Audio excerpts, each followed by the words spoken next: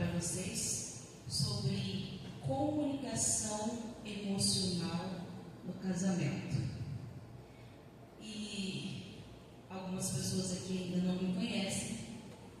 Eu sou Adriane Ramos. Vim juntamente com o meu esposo Adriano e a minha filha Maria Rosa de Cuiabá para falar com vocês essa noite. Mas eu não gostaria de apenas falar com vocês. Eu gostaria que vocês abrissem o coração e deixassem que, além das palavras que eu trago hoje, que vocês permitam que o próprio Deus fale com vocês. Eu pedi muito a Deus para que Ele me desse as melhores palavras e que Ele pudesse, de fato,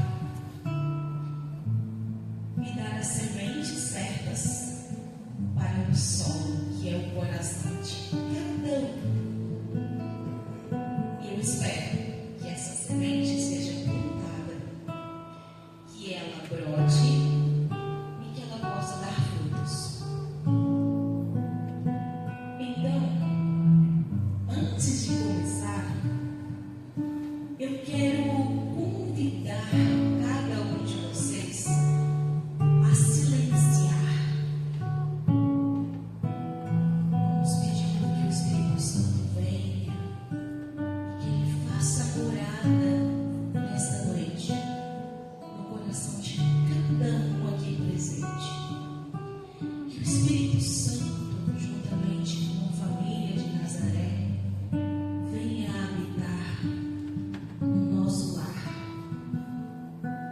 E silenciando, fechando os olhos, pegue na mão de quem está ao seu lado. Respire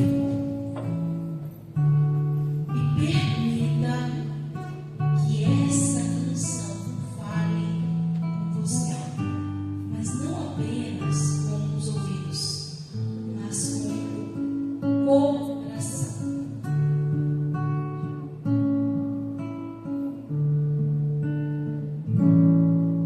Um lar onde os pais ainda se amam e os filhos ainda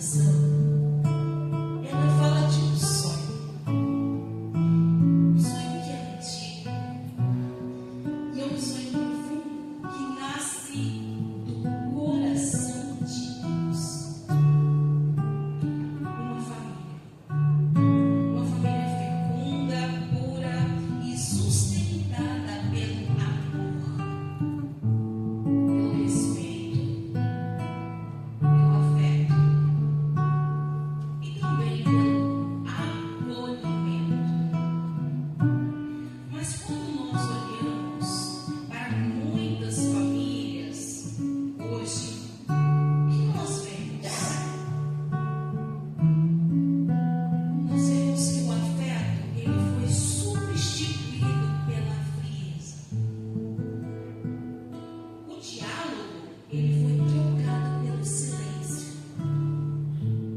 E o respeito foi enterrado sob gritos, críticas e até mesmo distância. E tristemente, o lugar que deveria ser o mais seguro do mundo se tornou o mais solitário. Quantas famílias, ao invés de convidarem Deus e o Espírito Santo, o amor, o perdão e o respeito, convidam diariamente para dentro de suas casas o desamor, a desatenção, o silêncio frio e o desprezo. As feridas do passado que se sentam à mesa junto com os nossos filhos, como se fossem parte da família. E aí eu peço para que vocês façam um exame de consciência, assim como eu precisei fazer antes de vir falar com todos vocês essa noite. E perguntem a si mesmos: quem nós estamos convidando para dentro do nosso lar? Quem está ocupando o lugar de honra na nossa mesa e na nossa casa? É o Espírito Santo? Ou é a mágoa? É o afeto? Ou é a indiferença? Em Apocalipse 3:20 diz o seguinte: eis que estou à porta e bato. Jesus ainda bate à porta de muitos lares diariamente, mas infelizmente em muitos corações quem tem sido recebido são os traumas, os ruídos e os fantasmas do passado. Hoje eu vim falar de comunicação emocional no casamento.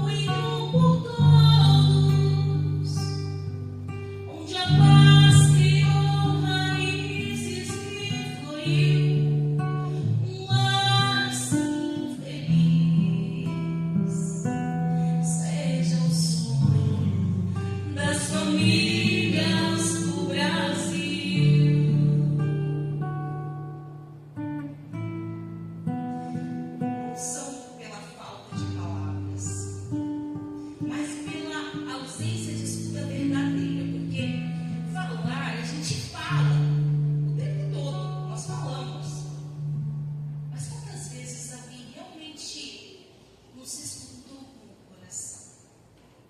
Você já foi escutado com o coração? Você já se permitiu ouvir o outro com o coração? Quantas vezes você falou com amor, tentando se aproximar, mas foi interpretado com frieza? Alguém aqui, em um momento de raiva, você está tentando explicar aquilo que você está sentindo e o outro não consegue te entender? Quantas vezes você só queria ser ouvido, compreendido ou compreendida, mas tudo que o outro fez foi apenas cobranças? A dor de um casamento, ele não começa no grito, ele começa no silêncio, onde mais ninguém escuta. Na rotina, onde cada um está junto, mas emocionalmente longe, distante. A Bíblia, em sua sabedoria, ela nos diz: todo homem, pois, seja pronto para ouvir e tardio para falar, e tardio para se irar.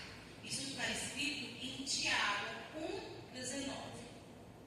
Então, essa não é apenas uma orientação de sabedoria, é um caminho de salvação para os nossos lares. Porque o casamento, no nosso casamento, a escuta é muito mais importante do que a resposta. O acolhimento é mais transformador do que o argumento. Ouvir o outro com empatia é ouvir Deus dizendo: cuide do que eu confiei a você. Eu vou repetir. Ouvir o outro com empatia é ouvir Deus dizendo a você: cuide do que eu confiei a você. E hoje eu não vim aqui só para falar de comunicação. Eu vim aqui para te convidar a se desprender dessa resposta com pressa e reaprender a ouvir com amor. Eu vim te lembrar que o casamento, ele não precisa de perfeição. Então, quem aqui é casado? Casado na igreja. Quem é namorado? Quem está se preparando para casar? Para aqueles que já estão casados, sobretudo aqueles que convivem há anos, sabem que o casamento nunca será perfeito. E o casamento não precisa de perfeição. Ele precisa de dois corações dispostos a se escutar. Se escutar com verdade. Se escutar com humildade e com presença. É isso que um casamento precisa. Não de duas pessoas perfeitas. E você já percebeu como às vezes uma pessoa diz: tá tudo bem. Eu acho que essa fala é mais característica das mulheres. Então eu vou perguntar para o homem, para os homens que estão aqui: vocês já chegaram em casa e perceberam que havia algo errado com a sua esposa e ela simplesmente disse: tá tudo bem, eu estou ótima? Alguém aqui já passou por essa situação? Acho que não, as mulheres. Já tem um corajoso aqui, levantou a mão. E é isso, acontece muitas vezes. Nós falamos algo quando nós gostaríamos de dizer totalmente o contrário. Fala que está tudo bem, mas o olhar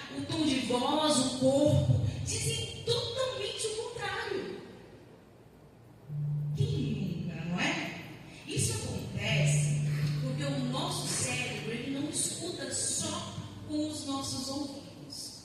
Ele escuta com o corpo inteiro. E a ciência explica isso. Nosso cérebro, ele sente antes de entender. Então, quando alguém fala com a gente assim, duas áreas do nosso cérebro, ele está entrando em ação. O primeiro, o sistema límbico, que é responsável pelas emoções, pelas reações automáticas e também pelas memórias afetivas. E o segundo é o córtex pré-frontal, fica nessa região aqui da frente. Ele é responsável pela empatia, pelo autocontrole e pela tomada de decisão consciente. Todas as vezes que nós tomamos uma decisão consciente, nós estamos utilizando o nosso córtex pré-frontal. Quando nós nos sentimos ouvidos de verdade, o nosso sistema límbico, que é aquele responsável pelas emoções, ele se sente mais calmo. Ele, de fato, se sente mais tranquilo. E por conta disso, ele ativa o córtex pré-frontal e, com isso, ele nos ajuda a pensar com clareza. Está meio complicado, mas eu vou tentar descomplicar. Então, quando existe uma tensão, uma briga, sabe aquele dia que a esposa está de TPM e aí ela resolve pegar no seu pé porque você chegou um pouco mais tarde em casa? Quando existe uma tensão, uma crítica ou até mesmo um tom de julgamento na fala, a amígdala central, que é uma partezinha pequenininha lá no centro do nosso cérebro, ela entra em alerta. E ela acaba interpretando essa conversa como uma ameaça. E ela nos coloca no modo de sobrevivência. É nesse momento que nós, de fato, acabamos nos tornando instintuais. Ou seja, ativamos o nosso modo animal. Agimos por sobrevivência. O que seria essa sobrevivência? Atacar, fugir ou se calar. Quem nunca teve uma discussão com a mulher ou com o marido e naquele momento a mulher virou um bicho e atacou? Ou o marido se esquiva, não, tá bom, depois a gente conversa, você está muito nervosa. Ou até mesmo aquele marido que a mulher está falando e ele está lá mudinho, quietinho, porque ele sabe que ela está naqueles dias. Quando isso acontece, nós estamos com a nossa amígdala cerebral ativada. E é por isso que muitos casais eles não conseguem conversar. Um fala e o outro acaba reagindo. Geralmente é assim.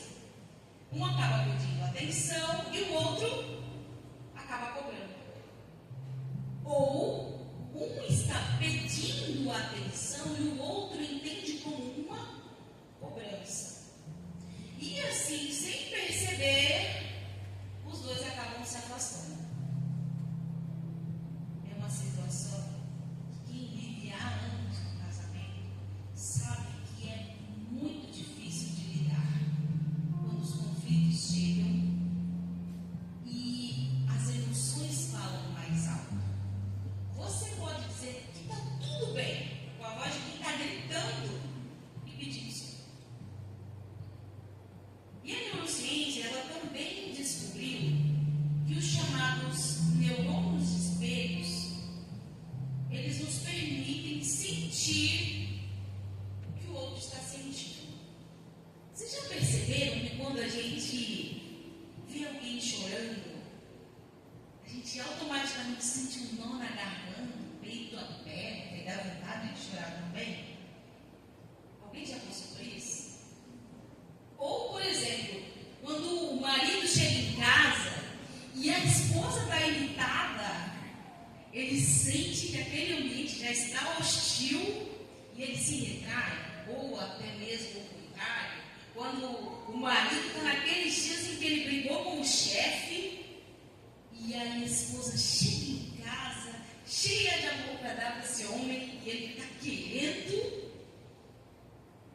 simplesmente ficar ali na caixa do carro. Isso significa que essa energia emocional, ela fala antes das palavras. E o outro, o marido ou a mulher, ela capta esses sinais sem mesmo entender isso de forma racional. E Jesus? Jesus sentia? Como Jesus agia? Jesus, ele escutava antes de agir. A Bíblia nos ensina o poder da escuta através do próprio Cristo. Isso está escrito em Marcos, capítulo 10, versículo 51. Jesus dizia o seguinte, quando foi curar o cego: o que queres que eu te faça? Quando Jesus se aproximou do cego, será que ele já sabia que o cego queria ser curado? O que vocês acham? Gente, o que vocês acham? E quando Jesus ressuscitou, que ele encontrou Maria Madalena aos prantos, e ele disse lá, está em João 20, do 15 ao 18: mulher, por que está chorando? Quem você está procurando? Será que Jesus já não sabia a quem ela estava procurando?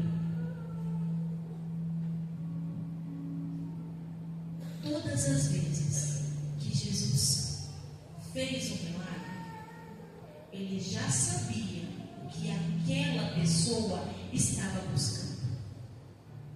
Mas em todas elas, ele primeiro ouviu. Jesus sabia de todas as coisas e mesmo assim ele perguntava, ele escutava e ele validava.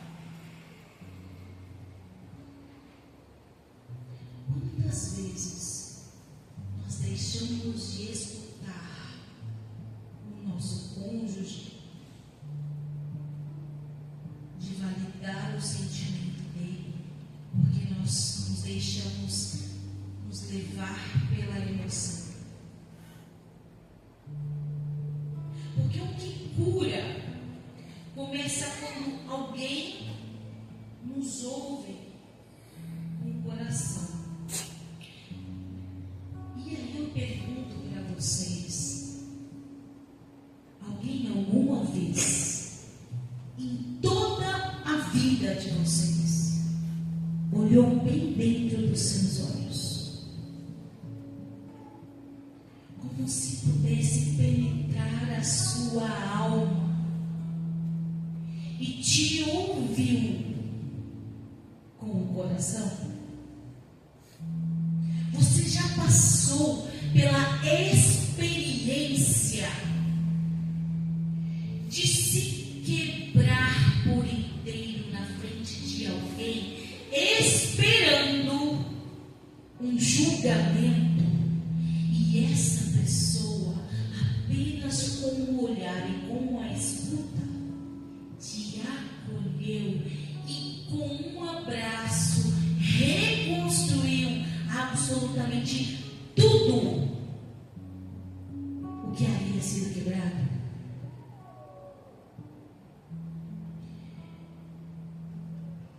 No casamento, não basta ouvir com as palavras, não basta ouvir aquilo que o outro está te dizendo. Isso é mínimo, porque muitas vezes nós pedimos socorro invés de ficar tudo bem. É preciso ouvir com presença, com empatia e com humildade. A escutativa, ela transforma o nosso cérebro. E ela escuta com o amor e transforma o nosso casamento. Em 1 Coríntios 13, eu acho que a maioria que deve conhecer essa passagem diz o seguinte: o amor é paciente, é bondoso. Quem aqui já leu essa passagem de 1 Coríntios 13? Ela é bem grande, mas ela fala de amor. E talvez hoje Deus esteja te convidando a amar escutando mais e julgando menos.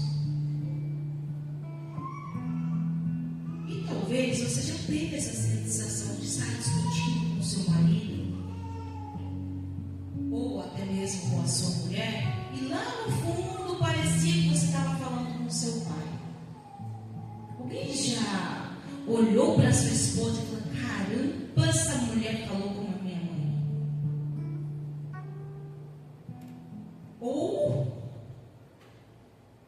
a mulher, quando o marido fala e diz assim, olha para ele e fala: meu Deus, eu casei com meu pai. Alguém já sentiu essa sensação de fato, que casou com o pai ou com a mãe? Às vezes parece confuso, né? Mas, às vezes também, quando nós estamos falando com o nosso marido, ou o homem está falando com a sua esposa, ele não está falando diretamente com a sua esposa, ou a mulher com o seu marido. Ele está falando, ou ela está falando com uma dor antiga. É porque muitos conflitos no casamento, eles não são de agora. Vocês já pararam para observar a história que cada um carrega? Ou melhor, quem aqui conhece a sua própria história? Levanta a mão. Gente, são pouquíssimas pessoas que conhecem a própria história aqui. Vocês sabem onde nasceram? Vocês conhecem a história dos pais de vocês? E a história do bisavô e da bisavó? É a história de cada um. E por que nós precisamos entender a nossa história, de onde nós viemos? Quais são as raízes que sustentam a nossa família? Novamente, porque muitos conflitos no nosso casamento não são de agora. Eles são ecos de feridas emocionais do passado. E eu garanto a vocês, talvez vocês estejam carregando dores e feridas que não são suas, que talvez seja da sua mãe, ou do seu pai, ou da sua avó, ou do seu avô, e até mesmo dos seus bisavós e tataravós. Na Bíblia, chamamos de maldição hereditária. Na neurociência, nós chamamos de trauma transgeracional. E é real. Nós carregamos feridas que muitas vezes não são nossas. E essas feridas gritam no nosso relacionamento, sem que nós possamos de fato, entender, a menos que tenhamos consciência. E as feridas emocionais, elas viram filtros. São filtros de mágoa que acabam escutando por nós. Quando alguém fala, quem escuta primeiro é a história emocional. Quando o seu marido fala com você, o que está falando primeiro pode ser a história emocional dele. Que talvez nem ele seja capaz de entender. Se você carrega rejeição, crítica ou até mesmo abandono, você vai escutar até mesmo um elogio com desconfiança. Você vai duvidar daquele elogio que talvez tenha sido sincero, seja verdadeiro. O nosso cérebro, ele cria filtros baseados na experiência de dor. E com o tempo, a gente não responde mais ao outro. Nós respondemos ao trauma.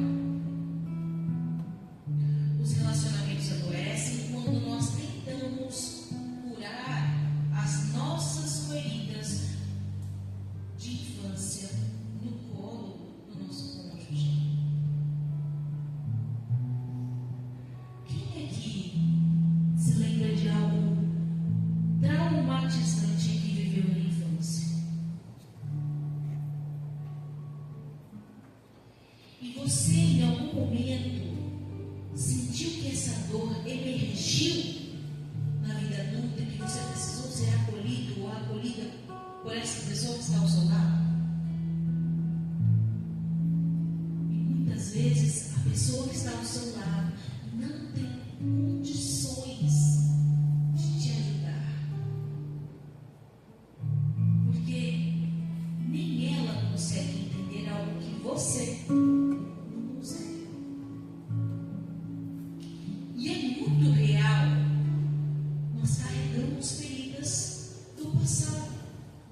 Nós não herdamos apenas o tom de voz, o formato dos olhos, ou até mesmo a cor dos olhos dos nossos pais, ou a cor dos cabelos. Nós herdamos crenças, nós herdamos medos, nós herdamos formas de se relacionar. E como nós somos criados? Talvez tenha mudado um pouquinho. Mas as meninas, elas foram criadas para serem salvas. Já repararam que nós, mulheres, fomos criadas para sermos salvas?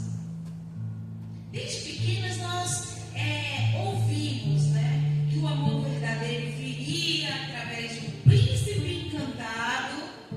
Nós somos educadas para agradar, para esperar, para sonhar com alguém que nos complete. Mas aí nós crescemos e nos frustramos, porque nós descobrimos que o homem real não é um príncipe, é um ser humano, que muitas vezes vem com chulé, acorda com bafo, o cabelo todo desajeitado, talvez tenha um jeito estranho de falar, mastigue com a boca aberta.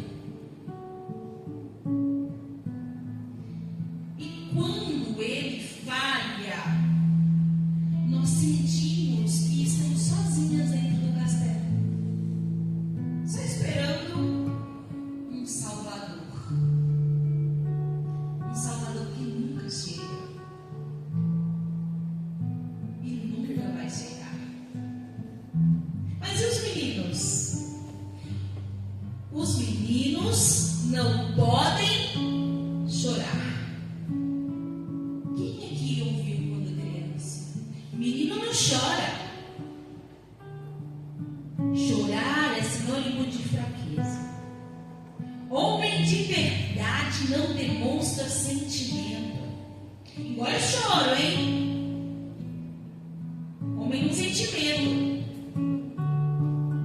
E com isso, os homens aprendem que a emoção é fraqueza e a sensibilidade é uma humilhação. E com isso, o menino aprende a calar a dor. E um dia, ele acaba virando um homem. E esse homem é aquele que explode ou que silencia e se fecha dentro do relacionamento. A dor que ele engole é a dor que ele vai devolver, e às vezes para a mulher que ele mais ama. A Bíblia já denunciava isso. A Bíblia já trazia sobre o ciclo geracional. Em Ezequiel 18:2 diz o seguinte: os pais comeram uvas verdes e os dentes dos filhos se engordaram. Ou seja, nós estamos colhendo frutos amargos de sementes emocionais que nós não plantamos. Foram nossos pais, e os pais dos nossos pais, e os pais dos pais dos nossos pais.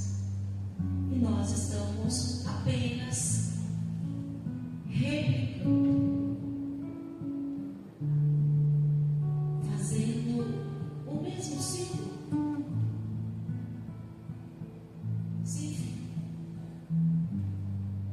A neuropsicanálise explica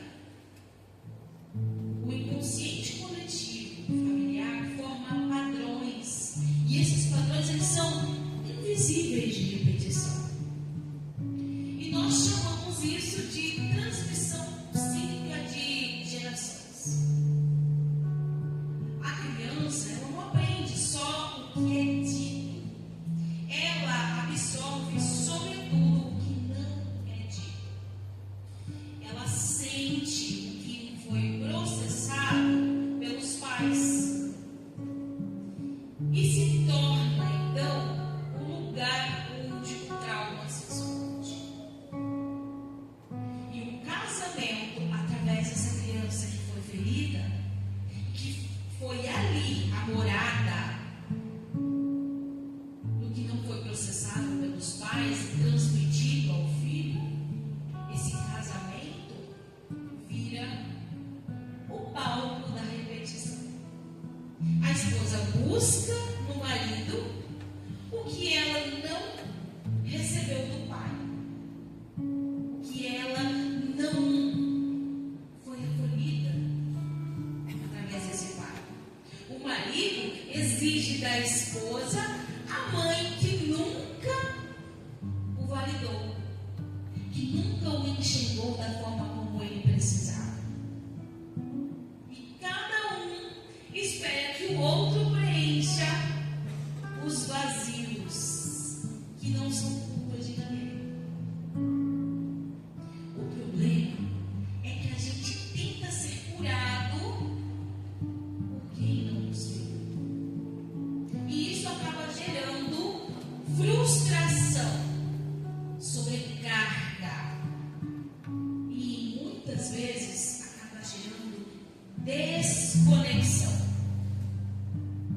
Se hoje você deseja um casamento saudável, você precisa entender que não se constrói um futuro com os escombros do passado que foi legado. Nós que estamos aqui nessa noite, cada um de vocês aqui,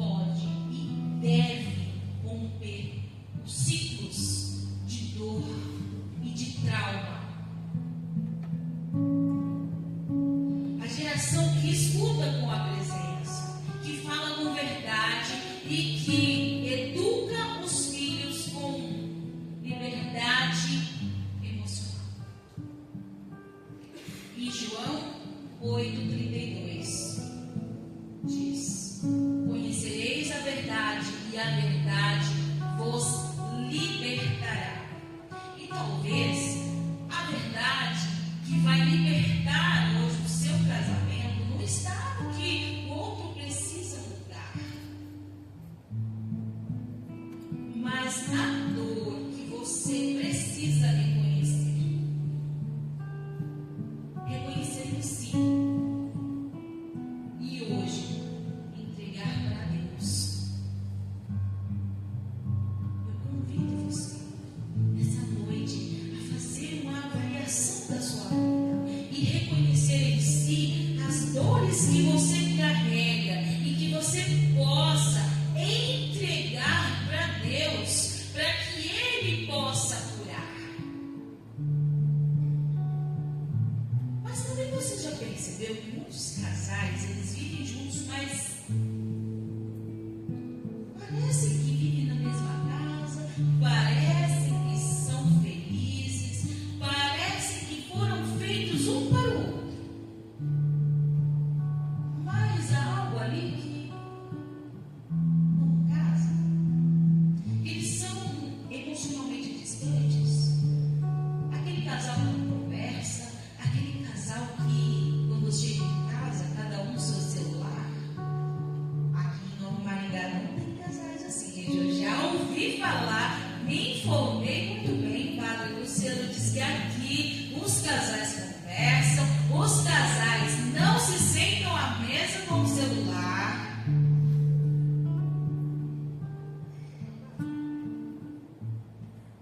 E às vezes, essa distância ela não tem nada a ver com o que acontece entre eles, mas sim com o que acontece dentro de cada, sabe? E quando esse cônjuge ele fala, quem escuta não é só o outro, é a história emocional dele. Isso eu já falei. Se a pessoa ela cresceu em um lar onde existe ausência afetiva, onde ela não foi amada, acolhida, ou que ela era constantemente criticada e se sentia rejeitada, a tendência da pessoa que foi criada em um lar como esse é interpretar tudo como uma ferida da dor. Tudo, absolutamente tudo, gira em torno dessa dor, da ferida da rejeição, da invalidação. É como se o marido dissesse: depois a gente conversa, e a esposa ouve: ele não me ama, ele não quer me dar atenção.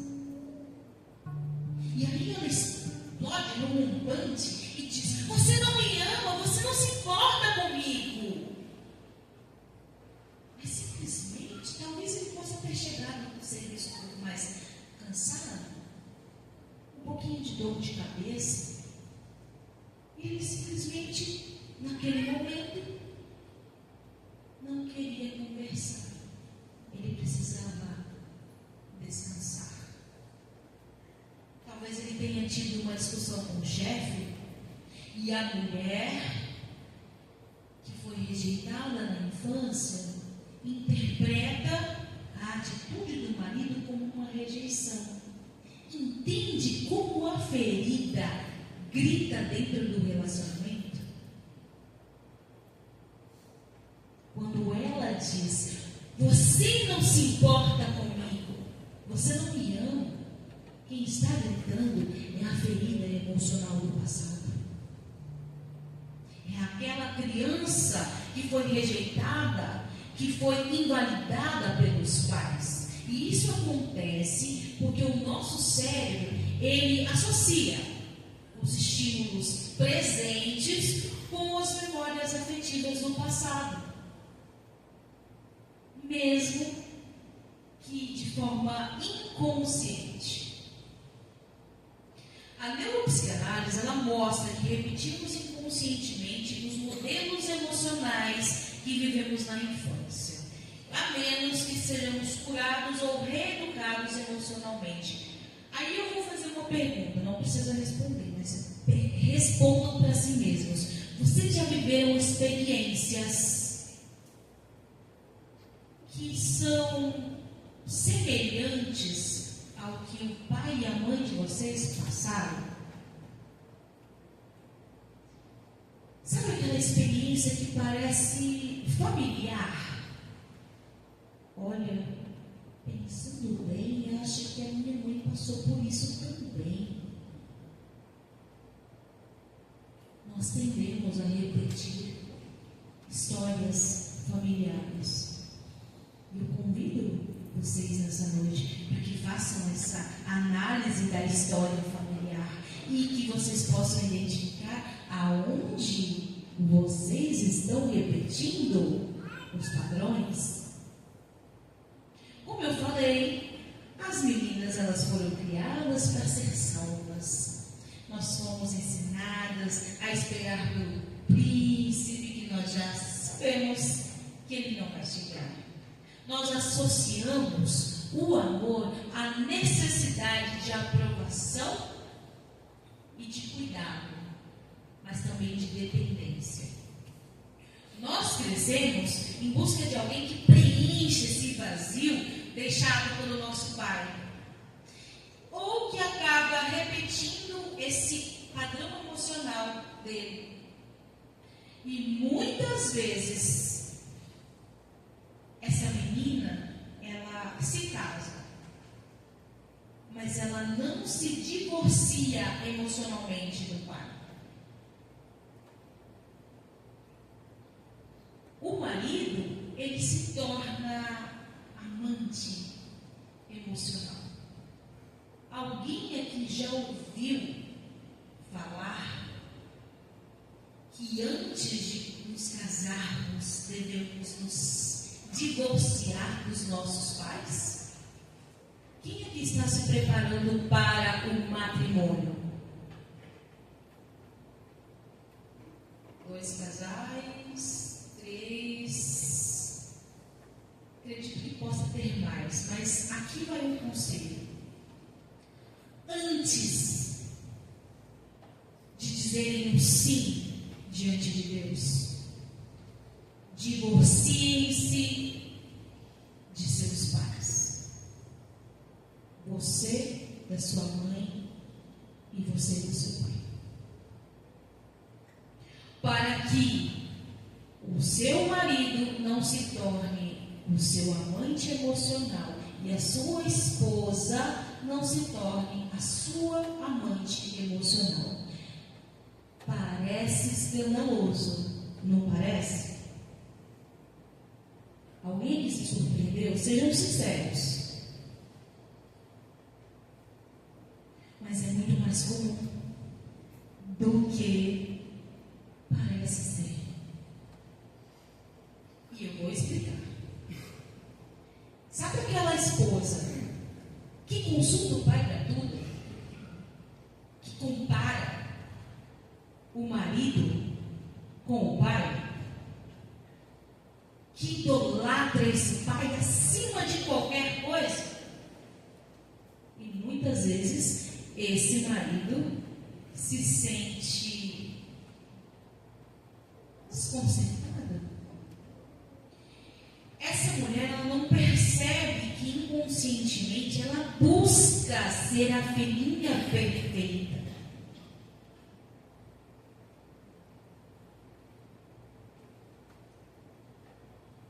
Quando a mulher se casa, estando ainda unida aos seus pais, ela vai passar a vida inteira colocando esse marido na posição de amante emocional. E quem é o pai? O pai se torna o marido emocional. E os homens? Os meninos? Os meninos, eles não foram ensinados a sentir fraqueza, né? O homem tem que ser forte, corajoso. Eles entenderam que chorar é coisa de mulher. E olha só essa frase: amor de mãe basta. Quem já ouviu? Amor de mãe basta. Que ninguém vai entender o filhinho como a mãe. E aí, aquela menina que está buscando o pai e esse menino que está buscando a validação da mãe, eles se casam. Mas eles continuam emocionalmente casados. A menina com o pai e o menino com a mãe. E aí o marido ama essa esposa, mas a mãe continua sendo a mulher mais importante da vida dele. Ele acaba priorizando essa mãe. Ele consulta ela para absolutamente tudo. E também não impõe limites. A esposa, ela vive à sombra da sogra. E o casamento se torna um campo silencioso de competição afetiva. A Bíblia diz: por isso, deixará o homem pai e mãe, e se unirá à sua mulher, e serão ambos uma só carne. Vamos repetir juntos? Por isso, deixará o homem pai e mãe, e se unirá à sua mulher, e serão ambos uma só carne. Isso está escrito em Gênesis 2:24.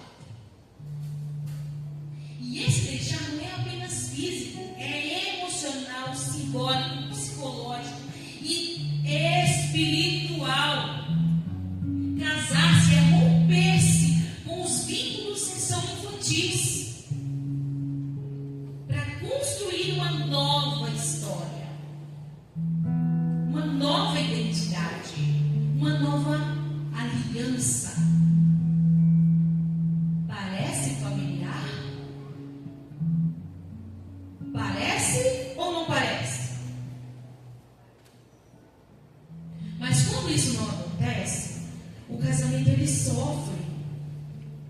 Ele sofre com os triângulos emocionais que são silenciosos, com os ciúmes que são disfarçados de obediência. As esposas ficam exaustas por disputar espaço com as sogras, e os maridos se tornam frustrados por se sentirem sempre avaliados, medidos pelo pai herói dessa esposa. Eu desejo de todo o coração que os casais de Nova Maringá não vivam assim. E esses vínculos que não são cumpridos, que são chamados de alianças parentais inconscientes, são pactos silenciosos com os pais, que são feitos na infância e que mantêm a pessoa presa emocionalmente ao papel de filha ou de filho. E isso impede a formação de um vínculo conjugal maduro, autônomo, verdadeiro. E qual que é o resultado disso? Alguém aqui ousa falar qual seria o resultado? Sejam corajosos. Alguém?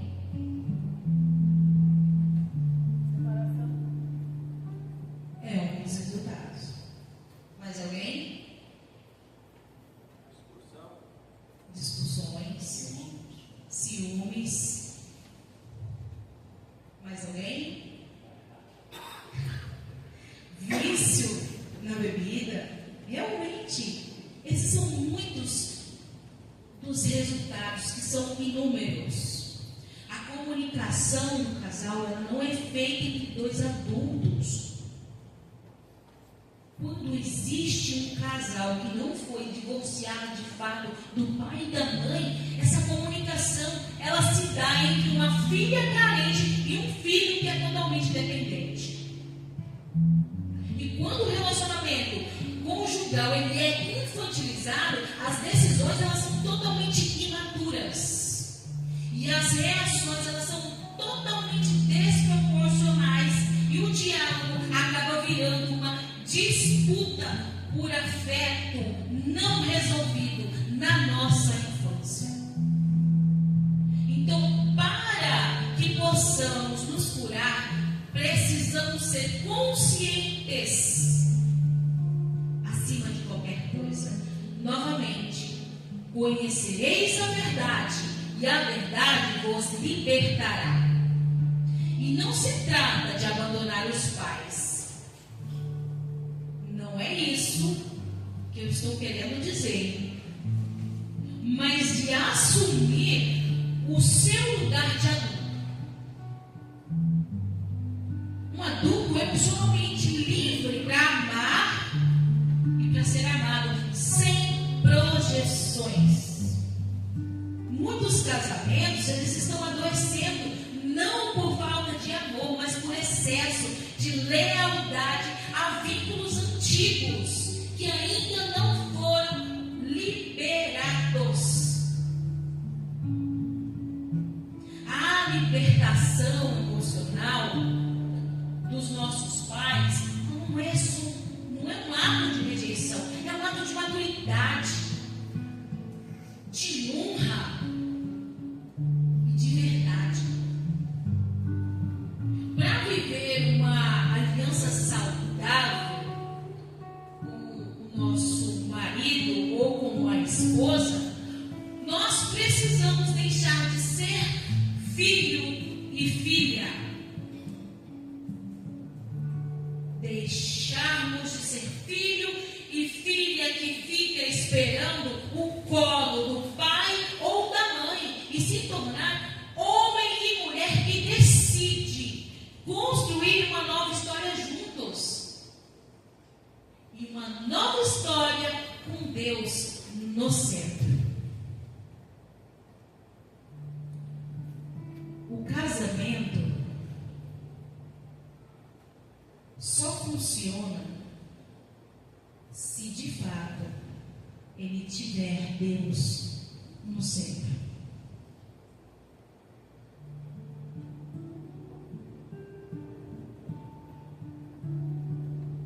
E o casamento, às vezes, ele pode sim se tornar imprevisível, sobretudo quando não conseguimos, compreender a forma que o outro nos ama. Você já sentiu que você já amou em todas as suas formas, tudo aquilo que você podia amar, mas que o outro não te compreendeu? O outro não reconheceu esse amor? Ou você já passou pela frustração de se dedicar, de cuidar, de amar, de tentar agradar de todas as formas e no final você acabou ouvindo, parece que você não me ama mais, você não me enxerga, você não me olha.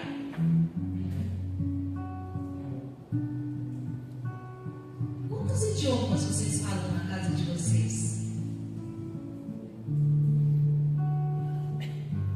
Você já se perguntaram? Talvez o problema não seja a falta de amor. Talvez só estejam falando idiomas diferentes e sem perceber. E aqui eu trago para vocês as 5 linguagens de amor. Vocês sabiam que o amor pode falar até 5 línguas diferentes? Ele é poliglota. Cada pessoa ela tem uma forma principal de receber e perceber o amor. E essa forma é como se fosse um idioma afetivo. E se não for falado com o coração, ele não é percebido. Então eu vou trazer aqui, de forma simples, rápida, porque eu sei que todos aqui são muito inteligentes e vão entender logo de primeiro. O primeiro deles é a palavra de afirmação. São frases de encorajamento, elogios e reconhecimentos. Como, por exemplo, você é importante para mim.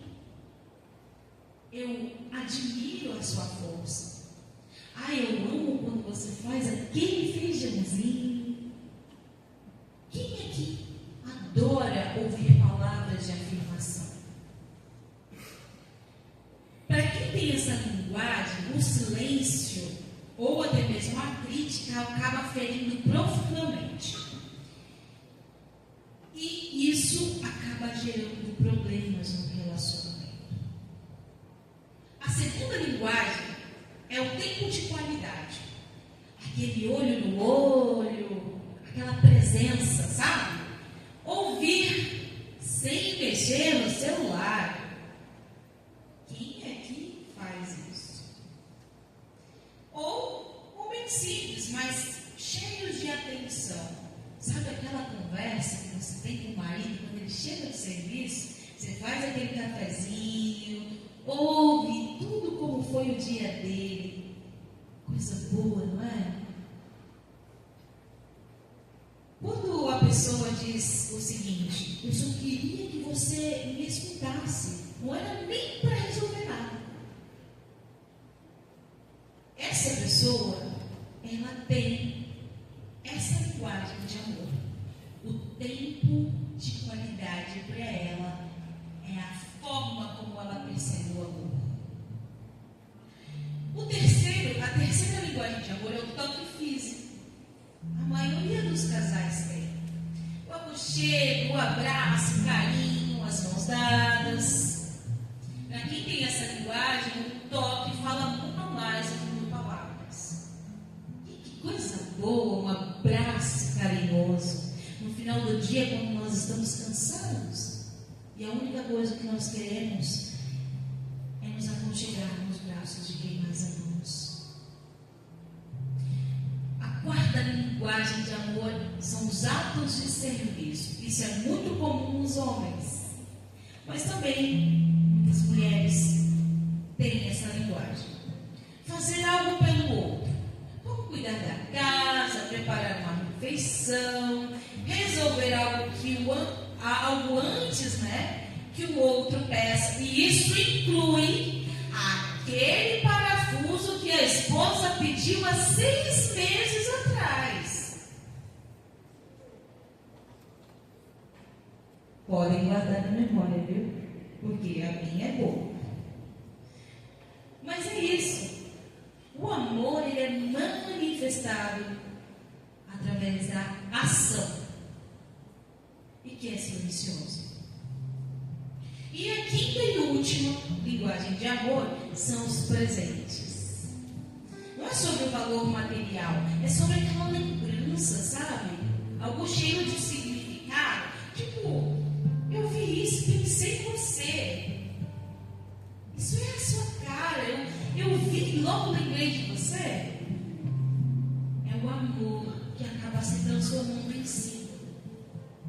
E o nosso cérebro, ele se conecta quando a linguagem é compreendida. E quando alguém é amado na linguagem principal, naquela linguagem que ele entende como amor, o cérebro libera ocitocina. Alguém já ouviu falar de ocitocina? Esse bendito hormônio é o hormônio da conexão. Esse hormônio, para quem é casado, é essencial, porque ele é liberado através do toque, do abraço, do beijo. É por isso que casais que vivem distanciados fisicamente tendem a ter mais conflitos. E quando existe também essa associação, esse casal, ele se compreende na linguagem de amor que cada um fala, também libera a dopamina, que é o hormônio da recompensa. Mas quando o amor é dado num idioma que o outro não entende, o cérebro não reconhece como afeto.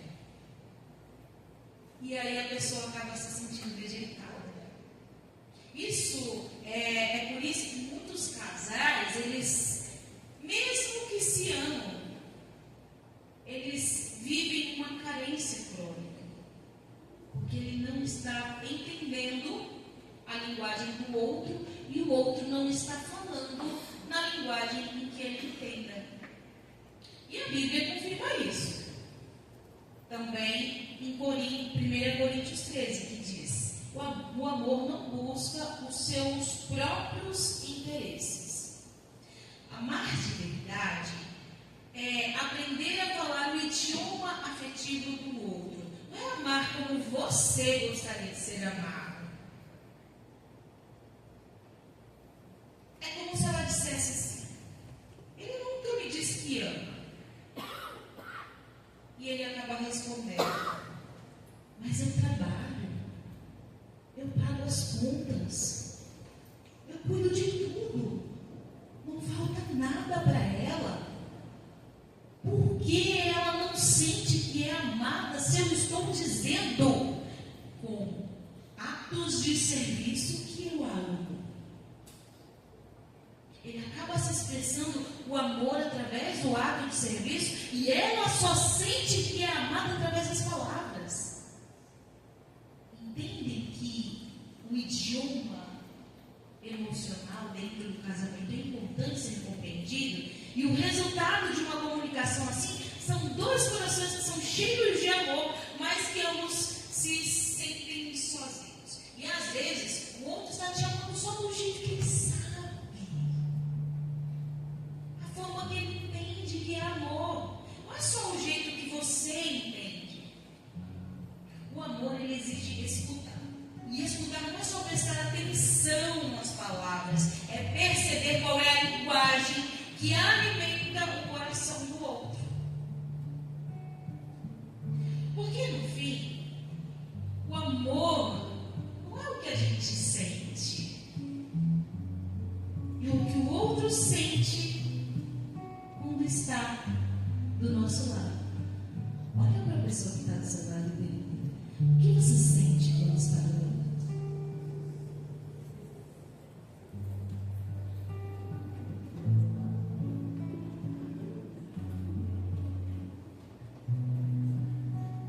É um sentimento bom, não é? Mas às vezes as dores gritam tanto dentro do nosso relacionamento que a gente grita pedindo amor. Ou às vezes até se cala, com medo de causar uma briga. Mas por dentro a gente gostaria apenas de ser compreendido. E muitos casamentos eles adoecem por falta, não pela falta de conversa, mas pela forma como o outro fala com você. E a comunicação não violenta, ela é importantíssima. Existem muitas pessoas que acreditam que os homens têm uma comunicação mais agressiva, rígida, não demonstra tanto sentimento. Mas existe também um número muito grande de mulheres que estão se especializando na comunicação agressiva.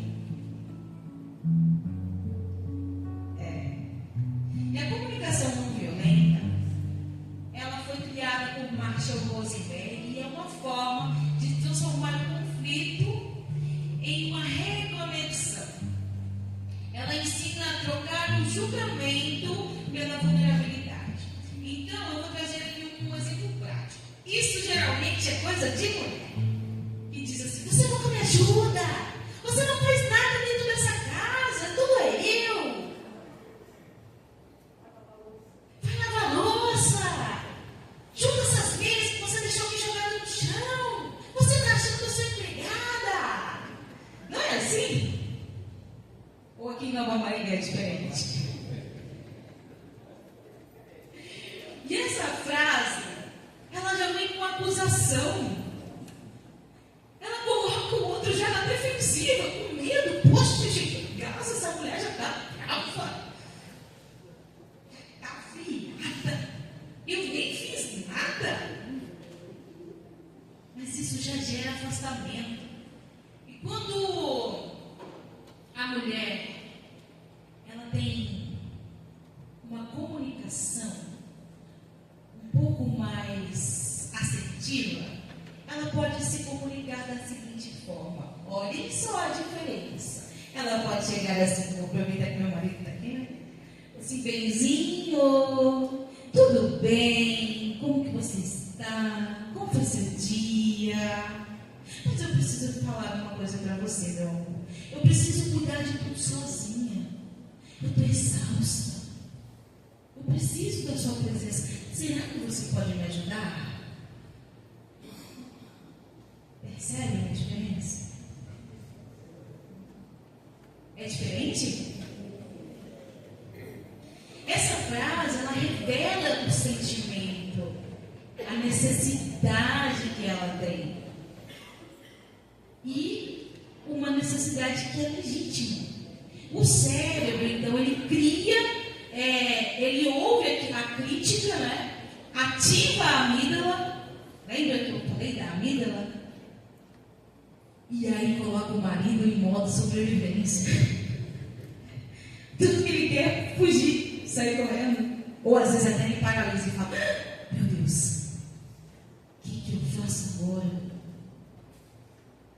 Mas quando a mulher ou o homem, ela ouve um sentimento válido, de forma não violenta, o cérebro, ele entende que o sentimento é real. E aí o cérebro, ele acaba automaticamente se abrindo para a empatia. E aí ele faz uma coisa que é mágica. Ele abre para a conexão. Então eu trago aqui 4 passos para a comunicação não violenta. O primeiro deles é a observação sem julgamento. Como, por exemplo, notei que ontem você chegou e foi direto para o celular. Essa é uma observação. 2. Expressão de sentimento. Eu fiquei tão triste, me senti sozinha. 3. O reconhecimento da necessidade. Porque eu preciso me sentir vista, eu preciso me sentir acolhida, sabe? Eu sinto sua falta. E aí o 4 e último, para fechar com chave de ouro, é um pedido claro e amoroso. Você poderia guardar o celular e me dar atenção por pelo menos 10 minutos? Isso não é manipulação. Isso é comunicação não violenta, é maturidade dentro do casamento. E a linguagem assertiva é a comunicação com equilíbrio entre o calar e o agredir.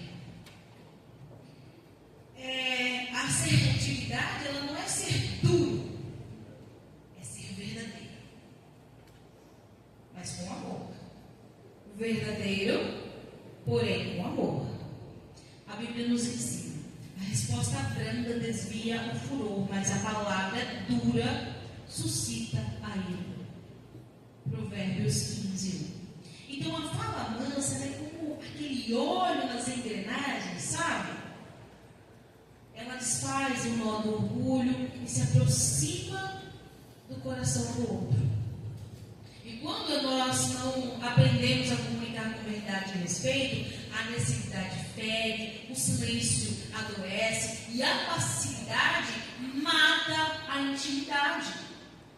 Quem se comunica com agressividade não convence, só afasta.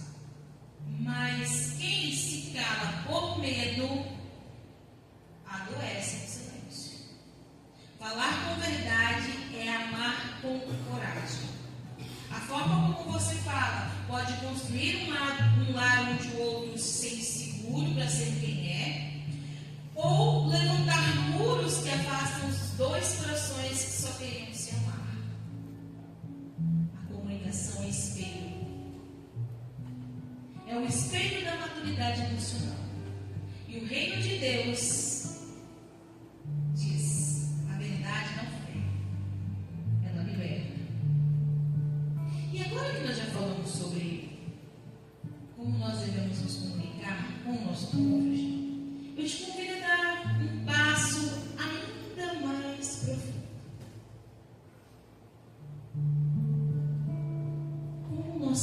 nos comunicado com nossos filhos? Nós temos nos comunicado com segurança, transmitindo valores?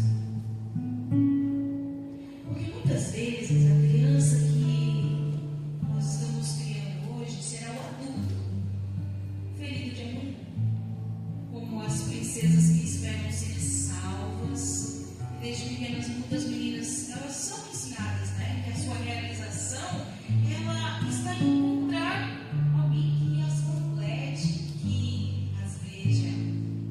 São rodeadas de contos de fadas. É isso que nós fazemos com as nossas meninas desde pequenas. Ensinamos o conto da Branca de Neve, da Bela e a Fera. Eu acho que o conto de fadas mais real seria do Shrek.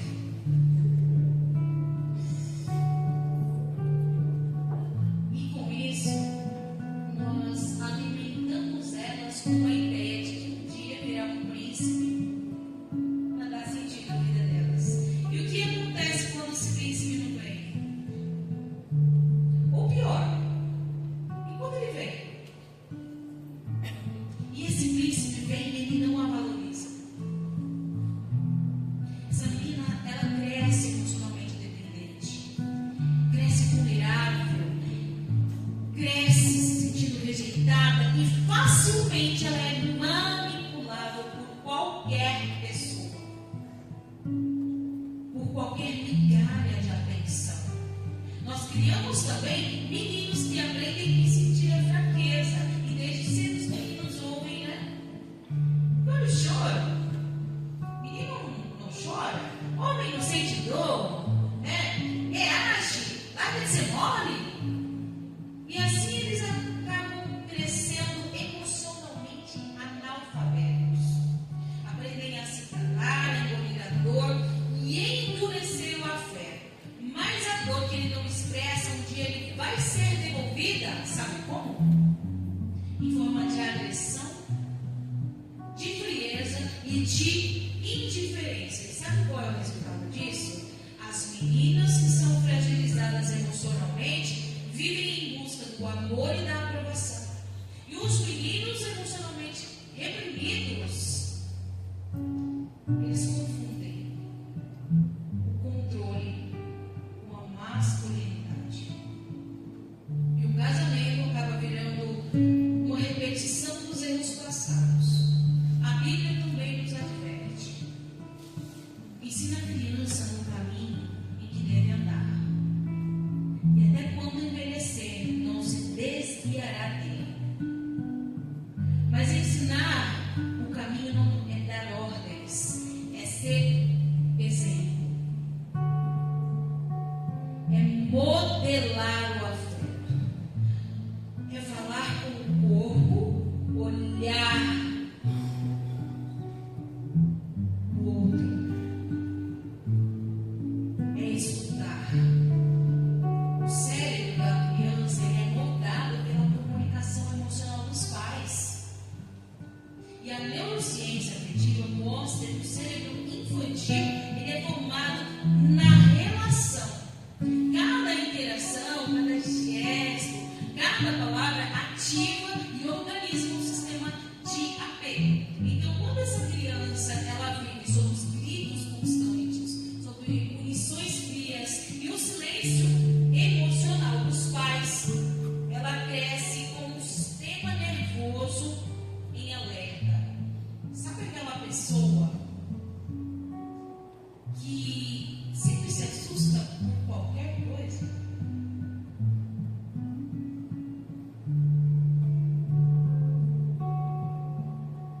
Sabe aquela pessoa que repara o mínimo que seja, já tá com o coração na boca? Isso é sinal de que nós fomos criados em um lar onde essa criança precisava estar constantemente em alerta. E ela aprende que o mundo não é seguro e que o amor ele machuca. E essa criança um dia será esse adulto porque ele não consegue confiar, que sente a ansiedade em se relacionar com o outro e que muitas vezes se sabota quando ama alguém. Nós queremos filhos emocionalmente saudáveis, mas muitas vezes nós oferecemos modelos emocionalmente feridos. Já repararam? E muitas vezes nós só percebemos o valor da família quando nós sentimos que estamos perdendo o que realmente importa. E é por isso que eu quero te convidar agora a simplesmente sentir. Que você possa fechar os olhos.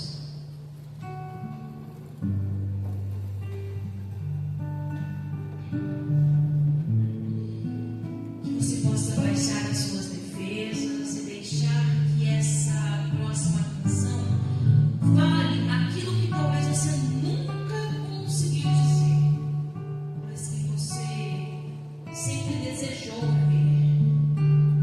Feche os olhos e escute com a alma e permita que Deus te lembre porque vale a pena proteger a sua família.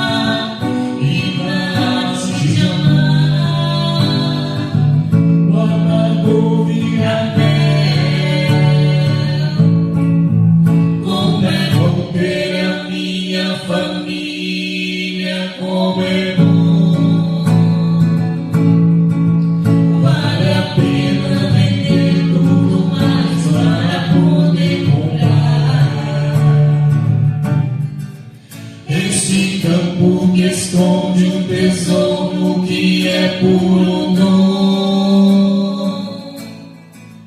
É meu ouro, meu céu, minha paz, minha vida, meu lar.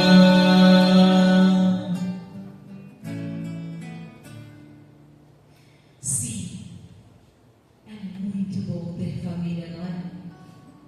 Mesmo com as falhas, mesmo com as feridas, mesmo com todas as dores que às vezes se escondem no silêncio da cozinha, na ausência do abraço, na palavra que não foi dita a tempo. Mas também é bom decidir permanecer, decidir restaurar, decidir amar de novo.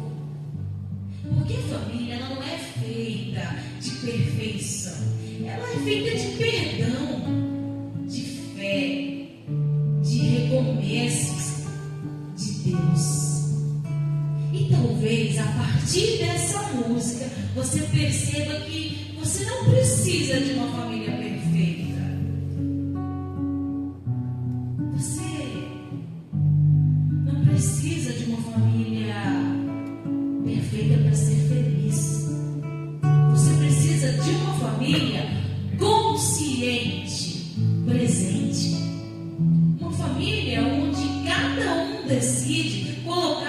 amor acima do orgulho, a escuta acima da razão e Deus acima de tudo. Se o Senhor não edificar a casa, em vão trabalham os que a edificam. Que salmo lindo! O Salmo 127. Hoje, Deus não quer apenas que você ouça uma palestra. Ele quer que você o convide para sentar de novo à mesa da sua casa. Ele quer ser lembrado no meio das suas conversas. Ele quer ser convidado para habitar no meio da sua família. E se essa música tocou o seu coração, saiba, ela não é só uma melodia. Ela é um sopro divino dizendo: eu ainda tenho planos para a sua casa. Não desista dela. Ainda há tempo de transformar. A cura não começa nos grandes gestos, ela começa no pedido de perdão, no abraço inesperado, na escuta sem pressa. Se você deseja ter filhos livres, liberte-se primeiro das dores que você herdou. Porque o reino de Deus, no reino do Senhor, a maldição ela pode ser quebrada. E você pode ser a geração que irá quebrar as maldições hereditárias e fazer com que as próximas gerações possam nascer a partir do recomeço. Então não se esqueça jamais da letra dessa música. Como é bom ter a minha família, como é bom. Vamos cantar?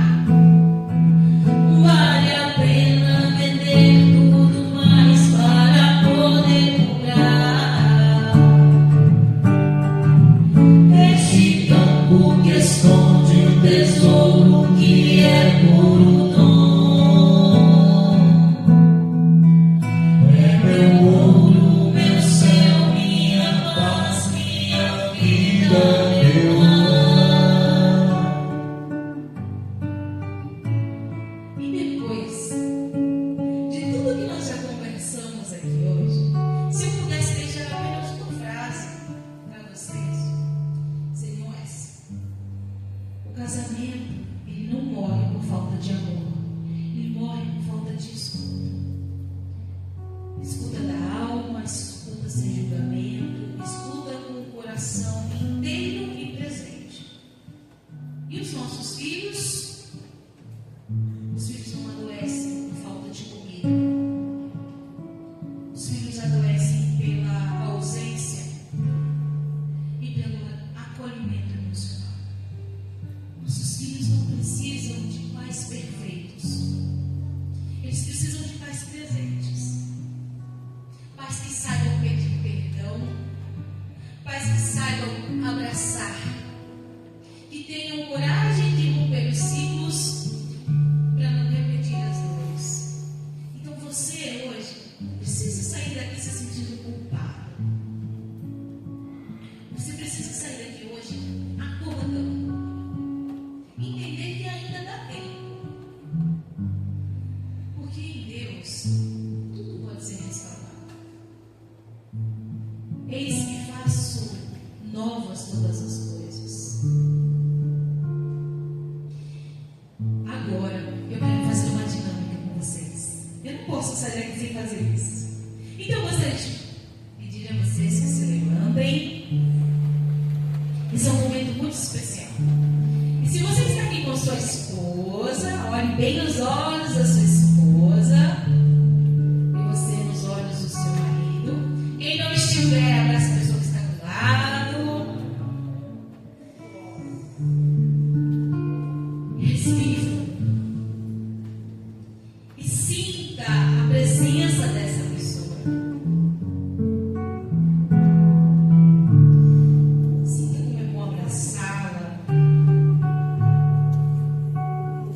Lembre-se, ela não é perfeita. Ele não é perfeito. Assim como você não é. Mas vocês estão aqui, vivos e juntos, tentando. Isso já é um sinal de que vale a pena continuar.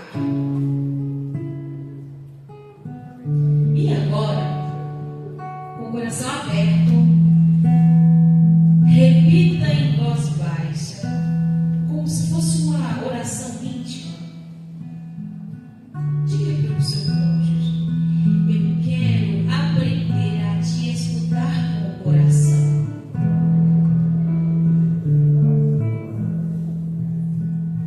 Eu quero ser presença e não ausência.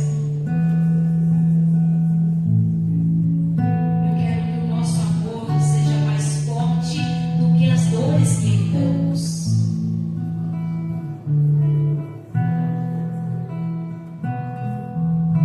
Eu quero que juntos possamos libertar os nossos antepassados e construir uma nova história para as nossas próximas gerações. Agora sim,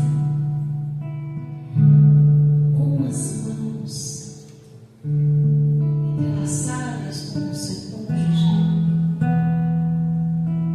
sinta a presença dele. Talvez essa não seja uma oração. Talvez não seja a mais profunda que um casal possa fazer. Mas escolher escutar ao invés de julgar, escolher amar ao invés de repetir feridas velhas é o maior ato de amor que você pode demonstrar ao seu cônjuge. E depois de tudo que nós vivemos aqui, depois de tantas verdades tocadas, tantos silêncios escutados, tantas dores nomeadas, eu quero te convidar para viver algo muito sagrado. Juntos vamos consagrar a nossa casa, consagrar o seu casamento, consagrar a sua família, mas não com promessas que você talvez não consiga cumprir sozinho, e sim com uma entrega sincera de quem recebe, de quem reconhece que precisa de Deus habitando dentro do seu lar. Se o Senhor não edificar a casa, em vão trabalham os que as edificam. E talvez hoje você não precise fazer mais nada. Talvez tudo que você precisa fazer agora é abrir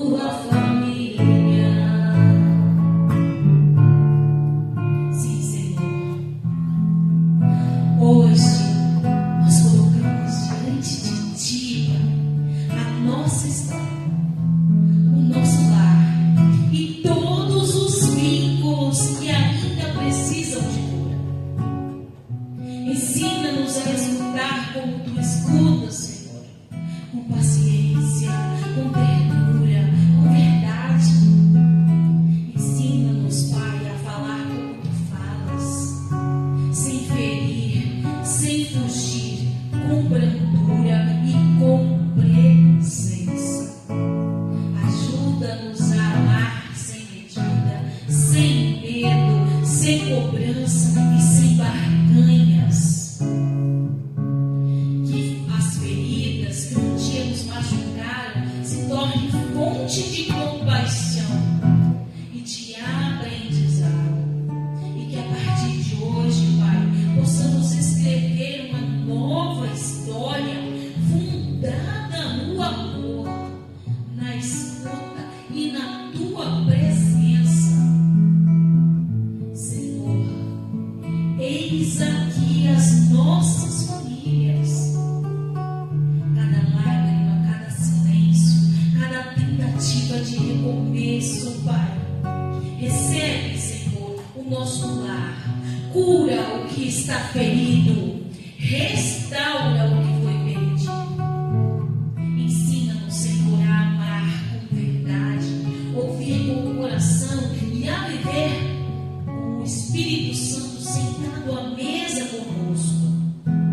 Que a Tua presença seja o teto, que o Teu amor seja o chão e que a Tua graça seja a porta aberta todos os dias da nossa casa.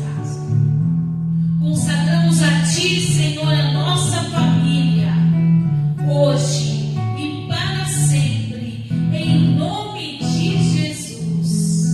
Amém. Tua família, volta pra ela. Tua família te ama e te espera. Para o teu lado sempre está. Tua família, volta pra ela. Tua família te ama e te espera. Para o teu lado sempre está. Tua família, nossa família.